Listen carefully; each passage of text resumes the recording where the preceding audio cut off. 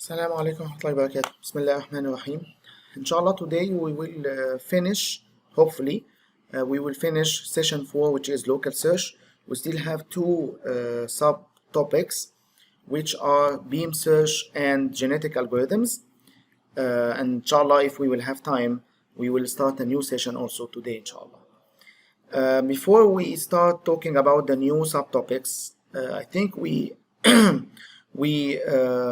finished talking about simulated annealing towards the end of the previous lecture. Do you have any question about simulated annealing from last time?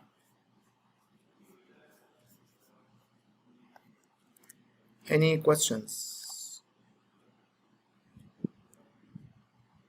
So everything was clear.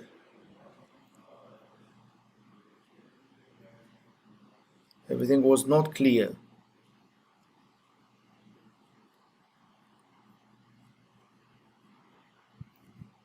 Clear, not clear, good, bad.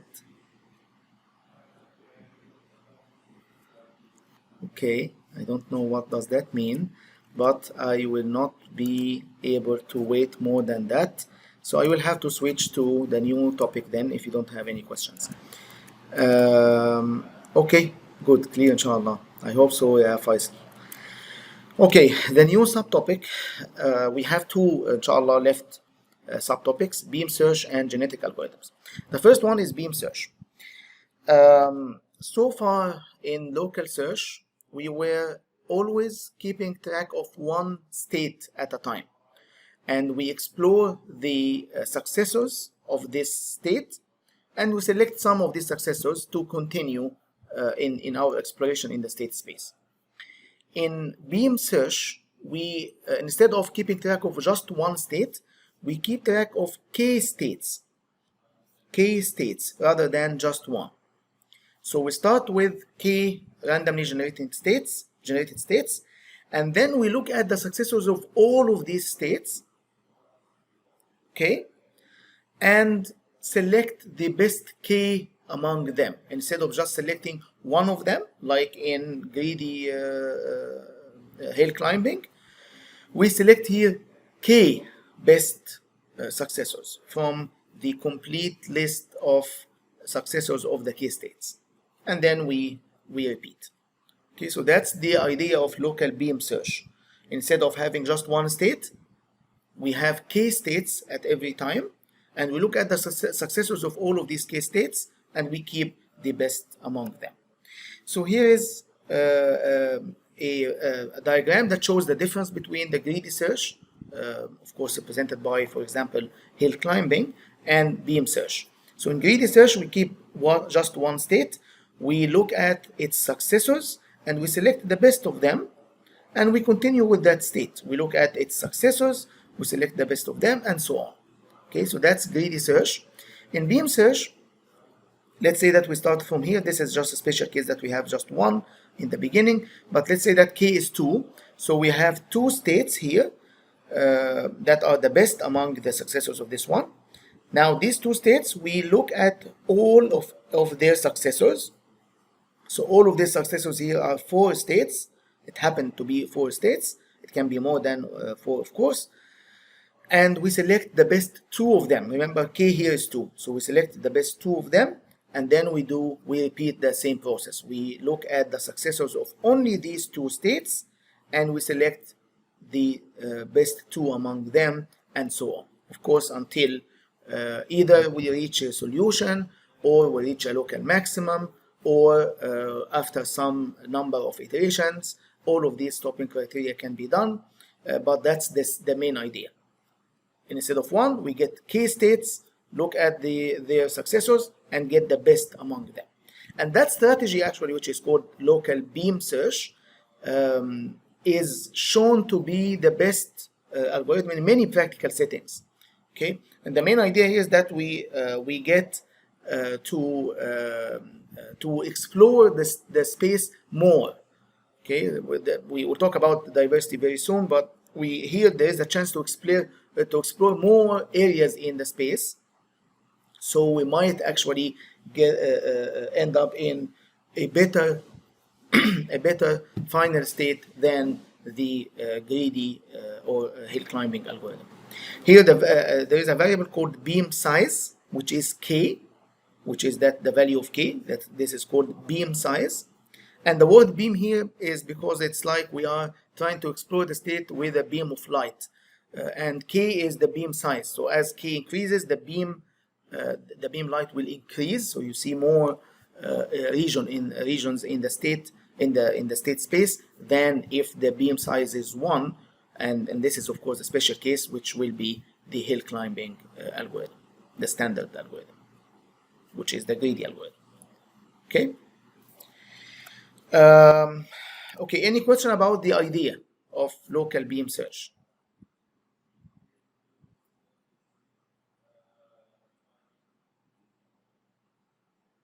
So the idea is clear then. Now, is it complete? Is this algorithm complete or not? Any thoughts?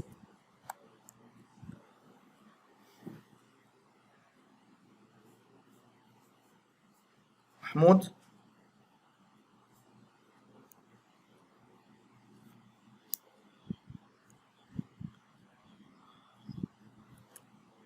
It will give us a result. You mean a solution? So is it guaranteed to find a solution?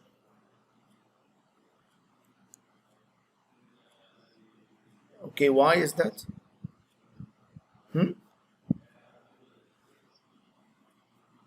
Okay, exploring more nodes will guarantee to find the solution?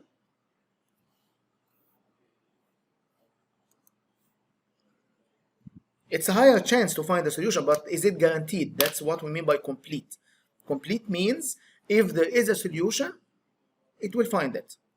Or if there are many solutions, it will find one of them, for sure. Is it the case here?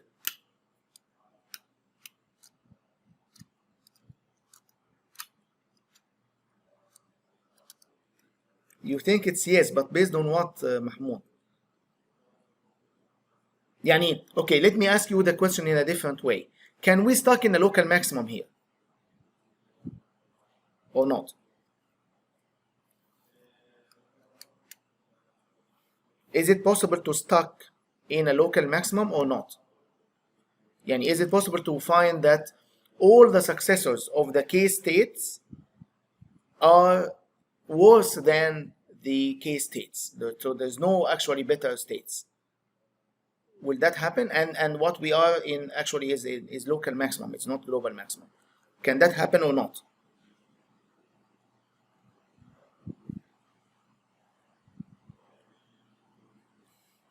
طيب, okay. How about others? Anyone wants to discuss this? Faisal?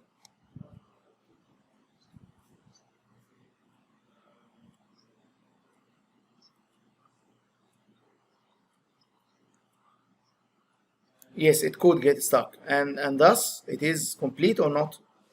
It's not complete. Yeah, it's not complete. So it can happen that it might not find the global maximum. It might be stuck at a local maximum, and thus it is not complete. Is it optimal, Faisal?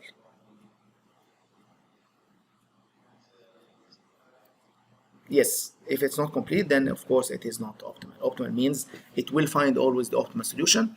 If it cannot find any solution, then of course it is not optimal. Okay, now as we said in the diversity, of course it is more diverse than the greedy algorithm or than the hill climbing algorithm, in the sense that it will explore more or wider region in the state space, because we are exploring k states at all times. But what if the k states that we are looking at, or the best successors that we are considering, are all within the same region or nearby? They are close to each other. Then of course they will keep moving probably with each other. I mean, we will not go beyond the region of them. Okay, so still there is some problems with diversity here, but of course it is better than the greedy algorithm. To kind of avoid that, there is a variant of the beam search called stochastic beam search. You remember stochastic hill climbing? Here is the similar idea, but instead of choosing the best one successor randomly among the successors of the current state, we choose the best k from a pool of successors. We choose the k successors at random. Okay, so in stochastic hill climbing, we have a state. We look at its successors and we select randomly among the better successors. Here we also select randomly among the better successors, but we select k of them instead of just one. And as we did there, the probability of choosing a successor depends on how good it is. So if as it is much better than the current state, it will be selected with a higher probability. Okay, so that's the stochastic beam search. So the difference between stochastic beam search and standard beam search is exactly the same like hill climbing and stochastic hill climbing. In hill climbing, we always select the best successor. In stochastic beam search, we select k of among the candidate successors randomly based on their based on how good they are with respect to the current states. Okay, now is it complete? Now with the stochastic process, is it complete? Will that make it will that make the beam search algorithm complete if we do it stochastically?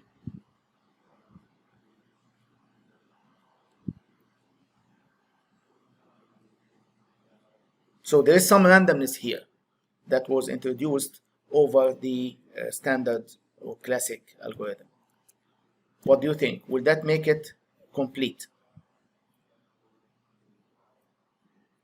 Again, when you think about completeness here, think about two things. The definition of complete is the guarantee to find a solution, or you think about it in a different way. Can we stuck in a local maximum here or not? If that's the case, then it's not complete, of course. So what do you think?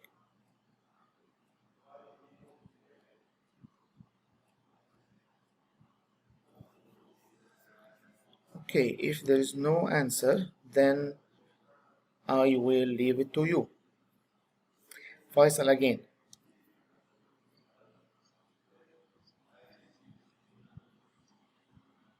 Exactly. Okay, so we didn't solve the problem of being of the possibility of being stuck at a local maximum, so it is still incomplete. So then what is the advantage of stochastic beam search over the classical one if it's still also not complete? What is the advantage?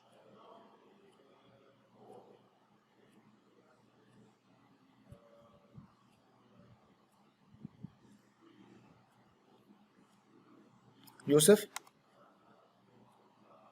Wa alaikum assalam wa rahmatullahi wa barakatuh.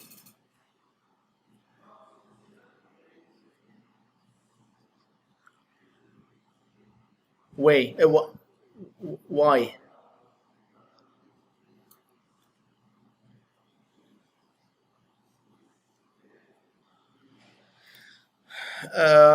Because of the randomness, you mean? Okay, yeah, because of the randomness, I might not go into the same region of the best state. So let me explain this. If you always select the best k among the pool of candidates, you might end up in a very similar region. You might end up going to the same region because good states usually are close to each other. Okay, so there is if you go through this path, you might actually stuck at a local maximum. But choosing randomly might give you more diversity. You might go into different directions that are not within the same region of the best states, and thus there is a chance that you get better solutions. Thanks, Yusuf. Okay, if you don't have any further questions on that, then we will switch to the last subtopic of this session, which is about genetic algorithms. Have you heard about genetic algorithms before? Of course, you heard about genetics in biology, but have you heard about genetic algorithms? Anyone?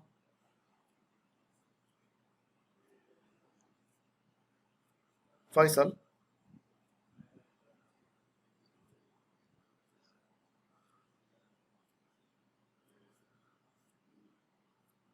What do you mean by algorithm that works with everything?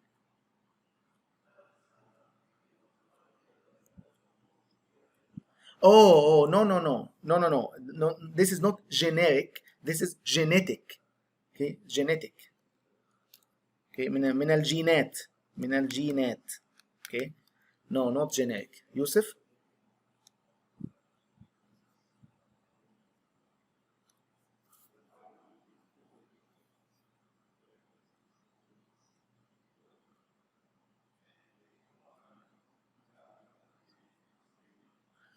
Okay, yeah, it's similar. Okay, and let's have this discussion after we explain it, inshallah, to see how what you said is actually applied here.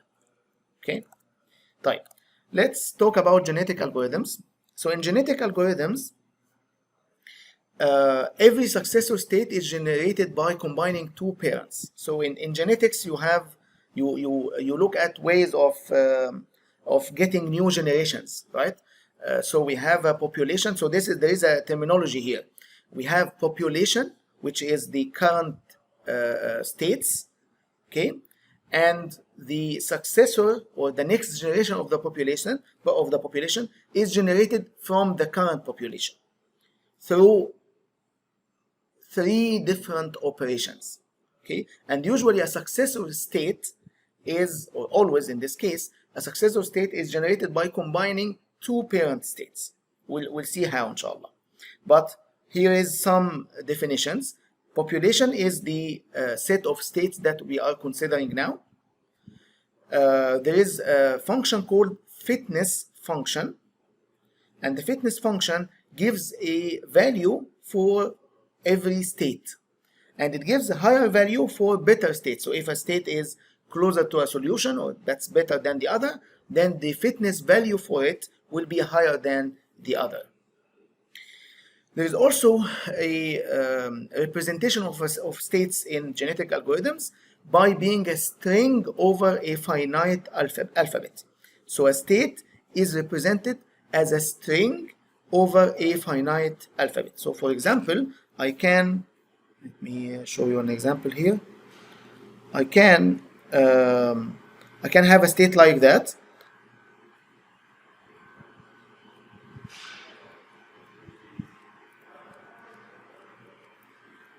Okay, so that's a string over finite alphabet. The finite alphabet here is zeros and ones, and that's how we can represent a state.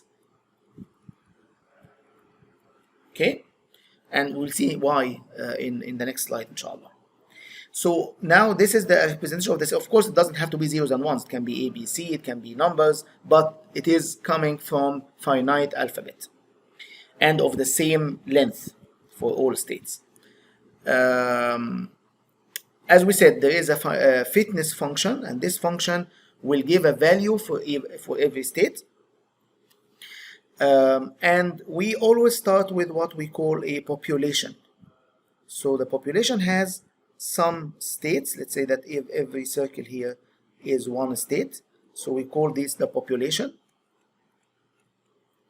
And from that population, we get the next generation. So the next generation is the new population. And the next generation, of course, also will have some states here. Now, to get from the current population to the next population, or to the new population, which is the next generation, we will do three steps. The first step is called selection. The second step is called crossover. And the third step is called mutation. And these three steps, if you remember some of the genetic theories, this is related to them, and as you will see inshallah in the next slide. But this is the main idea of genetic algorithms. We have some states, we call them population, and we generate the new generation out of them, which is the new population. We do this generation or this production or evolution by doing three operations: selection, crossover, and mutation. Okay, every state here is evaluated using what we call a fitness function, and the fitness function will give higher values for the states that are better. So that's the terminology of genetic algorithms. Once we get the new population, we get another generation by doing the same three operations, and so on until we find either a solution, we are stuck in a state, or we did that operation in multiple times with specific limit, and so on. So there are multiple stopping criteria here.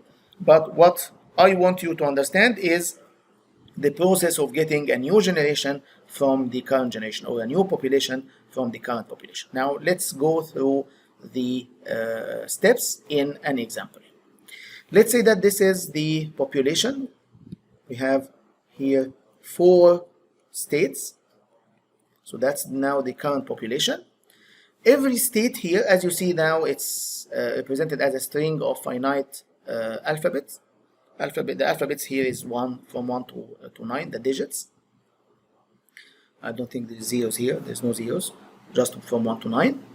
And every state has a fitness value. Okay, so the fitness function give us these values: 11 for that state, 20, 23, and 24. Okay, so up to here we didn't do any operations. The first operation is the selection operation.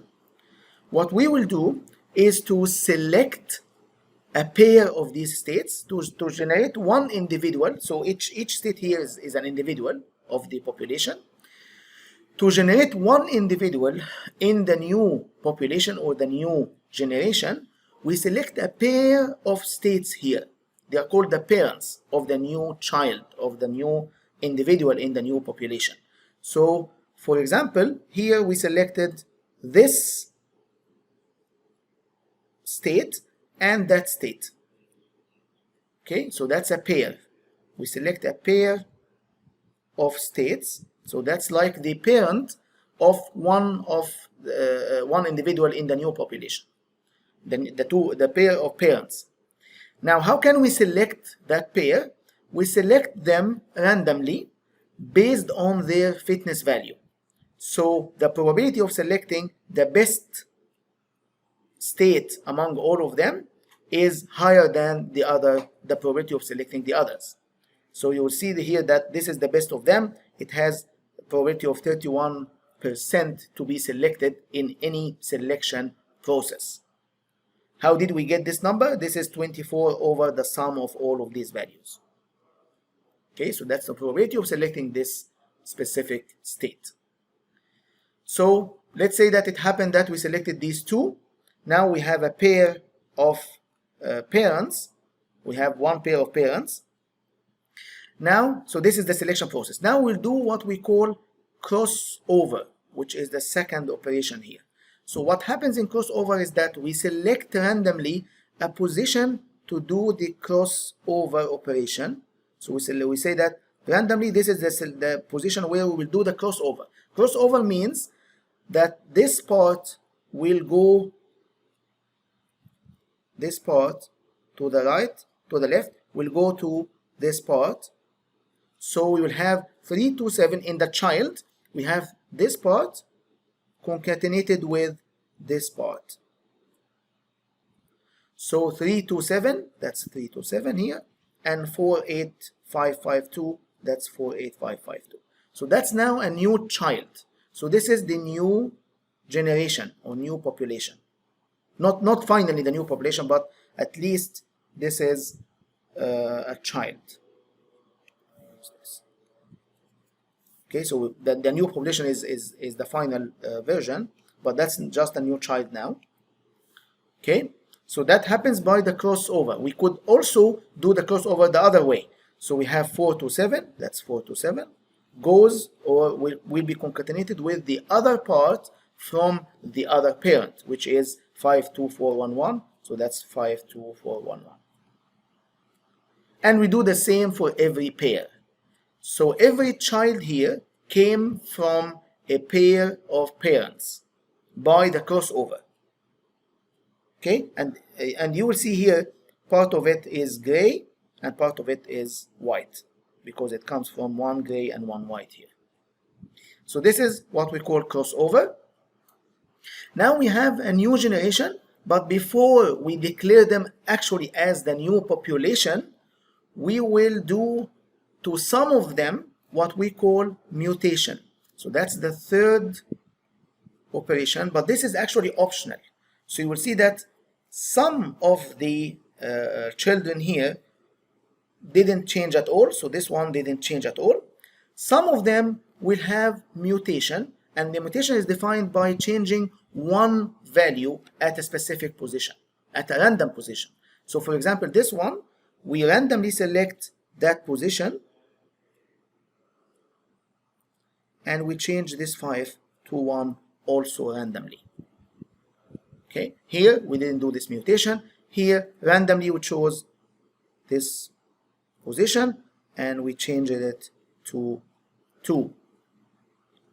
Here also we changed this one to 7. Okay, so this is what we call mutation. So you will see that the new population is kind of combining the parents, the values from the current population with some modifications like that. With some modifications due to the mutation operation. So these 3 steps are done in sequence. Selection is done first, then the crossover is done, then mutation is optionally done on some of the children here. Eventually, we will have the same number of states that were in the population. Okay, because for every child here, we will select a pair, and we'll do the crossover. Then we'll do the mutation to some of them. Okay, that's the main idea of genetic algorithms. After doing this is just one iteration in the genetic algorithm. By the end of this iteration, we have a new population. So that's now the new population. Okay, so you will see that we started with a population here. Now this is the new population. Now we can move on doing another iteration of this algorithm on this new population. So we'll do selection, we'll do crossover, and then optionally we do mutation. Any question about this process? Yes, Hamza?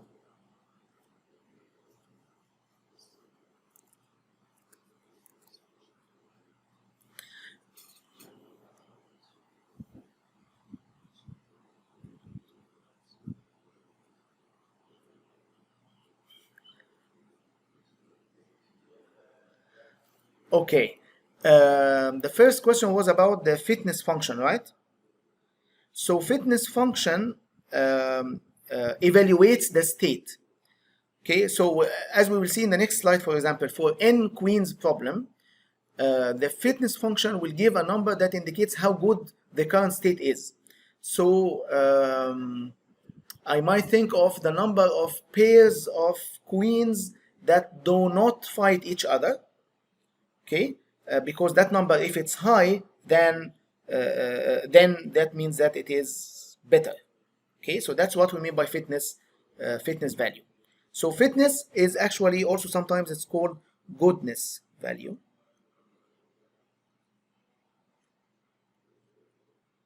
Okay,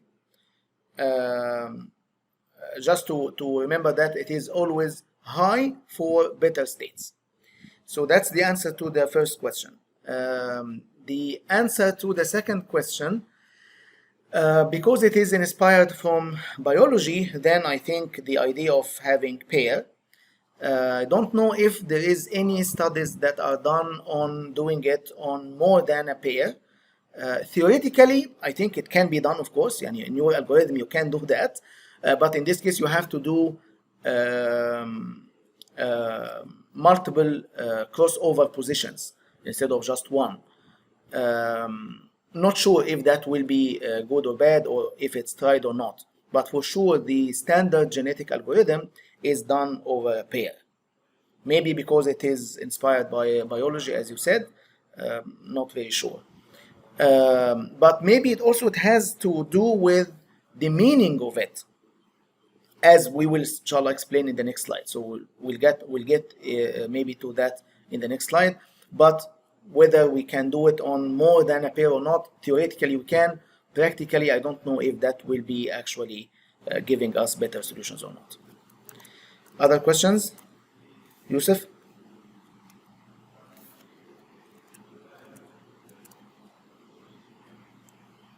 From the current population.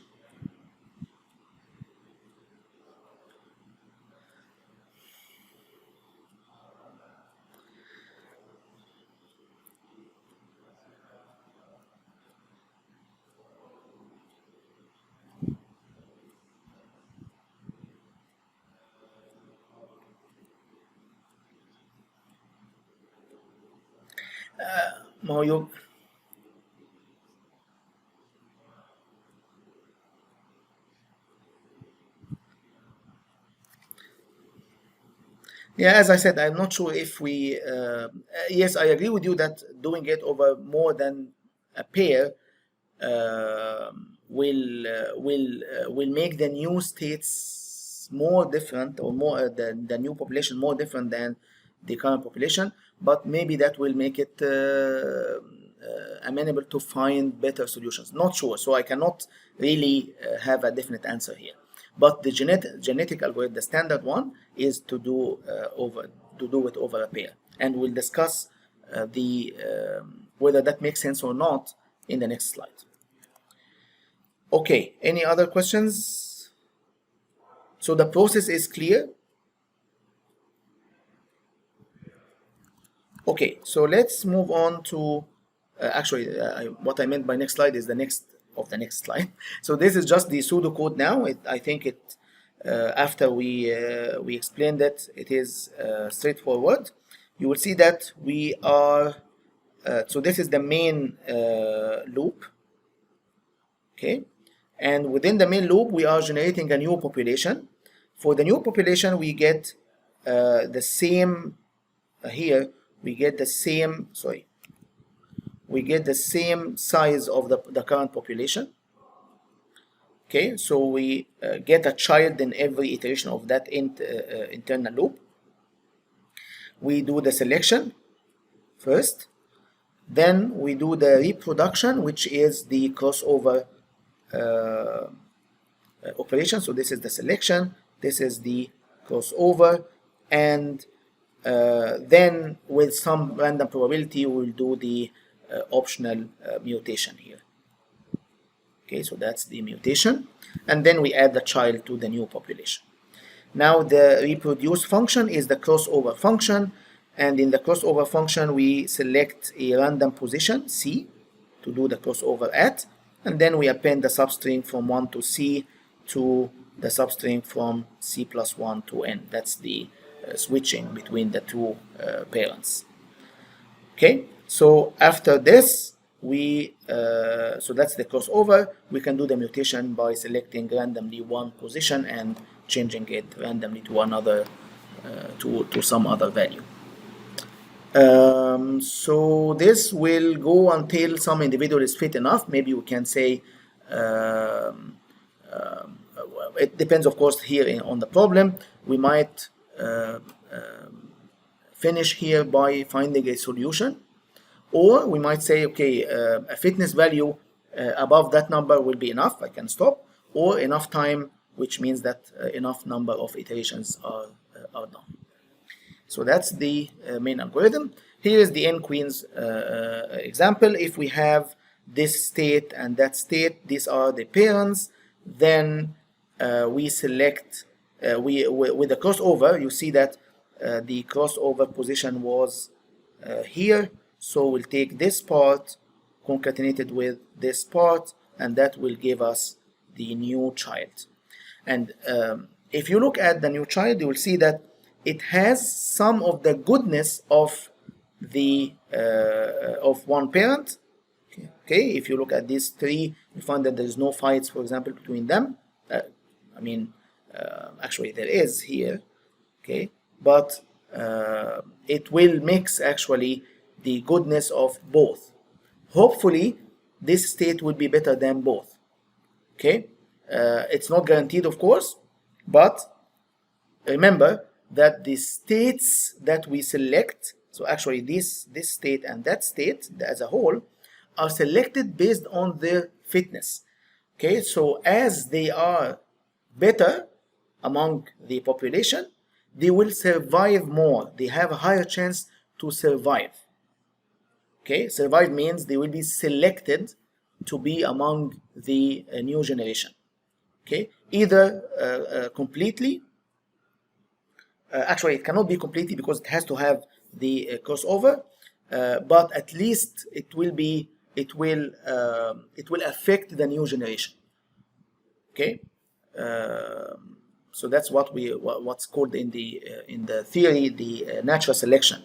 Okay, the states that are good will have the chance to produce new children, and that's the case. Okay, as the fitness of this state and that state are better than the others, then they will be selected to produce a new child. And mutation, of course, is done. So after we get that child, the mutation is done just to increase the diversity between the children. Okay, and that diversity, as we said earlier in the other algorithms, that diversity might lead to better solutions. It might help in avoiding local maximum. Okay, and about the good fitness function here, as we said earlier, a good fitness function here, because it's called fitness function, so higher values means better states, then here might be the number of pairs that do not fight. Okay, so as that number increases, then the fitness of the state, or the state, as that number increases, that means that the state is better. Okay.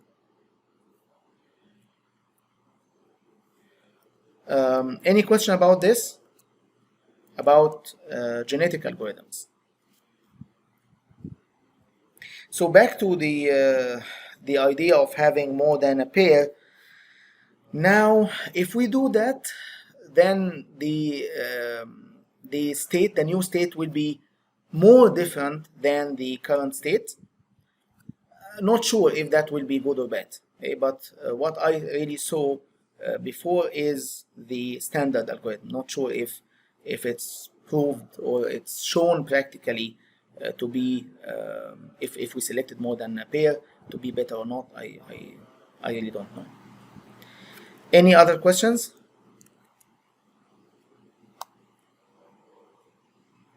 But you might try, by the way, if you like. Any questions? So with that, we are done with local search. In local search, we studied 4 different algorithms: hill climbing, simulated annealing, local beam search, and genetic algorithms. And by the way, genetic algorithms are used in really many different applications. And that class of so genetic algorithms is a case of a class of algorithms called randomized algorithms. Randomized algorithms. This is a randomized algorithm, of course, because it depends on randomness. It depends on probabilities. The process is not deterministic. Okay, if we run this algorithm more than one time, you might get completely different solutions because of the randomness decisions that are taken here. that's a big class of algorithms. But genetic algorithms is, I mean, the randomized algorithms. Genetic algorithms is one of the very common randomized algorithms that are used in search algorithms, in search problems. Any questions about that? Should we switch to the new session? How is the project, by the way?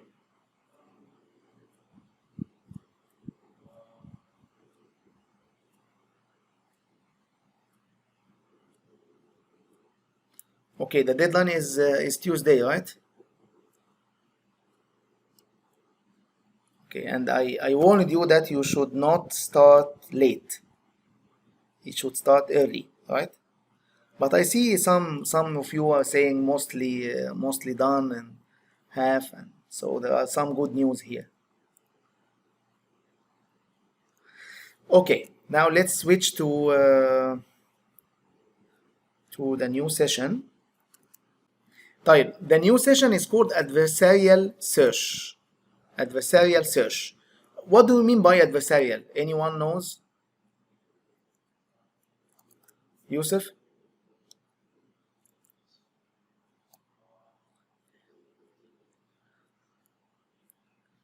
Yes. Yes, very good. So we have a competition here. There are more than one player playing against, mostly against, sometimes they are playing together, by the way, but generally it is like a competition. Okay, that's why we call it adversarial search. And since that's the adversarial search, we are talking more here about games. So the state of the art in game playing, we will check four types or four different games, and we'll see where we are, where AI is at for each, of course, and very, very briefly. The first one is checkers, and that was actually the oldest one to be tried. For a long time, checkers were actually the trademark for showing that AI is advancing, and in 1994 there was the first automated champion beat the best human in playing checkers, and in 2007 checkers was declared to be solved. Declared to be solved here means that the automated agent can force the game to be a win or a draw. Okay, if we manage it to have a machine that will force the game for eventually to be a win or a draw, then we can say that this game is solved, or this type of game is solved, and that happened actually in 2007. For chess, we discussed that before, and we said that IBM Deep Blue was able to beat the world champion, but still we cannot say that it is solved. Okay, we cannot, given a state of a game, we cannot force win or draw from that state yet. Okay, yet. Maybe in the future we can, but still not completely solved. For the Go game, we discussed earlier that it is much harder than chess, and that's simply because the branching factor is much wider. What do you mean by the branching factor here? The branching factor of the search tree, which is the number of moves, the number of successors given any state, the number of successors, number of moves, is huge compared to chess. So we were in some point, as we said, that there was many trials to beat humans. At some point, we said that in 2016 the automated agent was able also to beat the world champion, but still also it is not solved. Now for Pac-Man, we will see inshallah in the course whether it is solved or not. Let me show you a demo just to put you in the context of adversarial search or adversarial games where there is a competition. Now we will start to see the ghosts, okay, running. And just to remind you of of Pac-Man, when ghosts are there, Pac-Man is trying to eat all these dots, including the power dots. The big dots here are called power dots. Whenever it eats one of the power dots, the ghosts will be scared, which means that they can be eaten. And the goal, of course, is to eat all of the dots. So now we want to build, or to think about how we can build what we call a mastermind Pac-Man. Pac-Man, of course, playing with ghosts that can avoid or can get the best possible solution to the problem, given that we have ghosts that are playing against him. So let me show you an example now of what can happen, and then inshallah during the next lectures we will see how we can build something like that.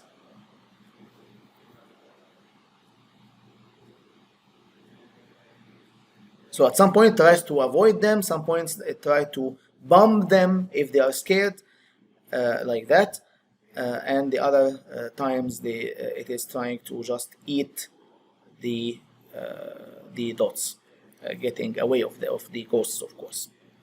So this is what we want to build, inshallah, in this course. Now, adversarial games, there are many different types of adversarial games. We can think of it from different dimensions. For example, deterministic or stochastic. Some games are deterministic, which means that there is no randomness, okay, like chess. Or stochastic, there is some randomness, like backgammon. If you know tawla, there is of course some randomness, right? I mean, not some. There is always randomness in the process. You draw a dice and or dice, and based on that you play. Okay, so this is called stochastic. Some games have one or two or more players. Okay, so these are different types of games. Some of the games are called zero sum, which means that the players are playing against each other, and some are not, by the way. And you will see there are some games that there might be a win-win situation. So both players are trying to get some reward, and both of them might win to some extent. Okay, they might even help each other. They are not playing against each other. Okay, some games have perfect information, so you can see the entire state. Some are not. I don't know if you played a game like that or not. You know, of course, most of you at least know chess. There is another game that is kind of similar to chess, but you don't see the ranks of the other player, the ranks of the other army. Okay, there's a game called Stratego, or Stratego. That is not that's not like that. So it's not like chess. We see the ranks and where they are, but in that game you don't see the other opponent. You don't see the ranks. You see only the positions, but you don't know the ranks of each position. So sometimes you see the perfect information, some you don't. And the solution for these games is called a policy or a strategy. Okay, so it's not just like planning. We can say we will do this and then that and then this and then that, simply because there's other players are playing, and our decisions will be based on what they are doing also. So we don't control the entire thing. But the solution here will be a strategy. What is recommended to be done for every state? Okay, so that's different from regular planning. We'll have to stop here because we ran out of time. Inshallah, we'll talk more about adversarial search in the next lecture. Any questions, any quick questions before we stop?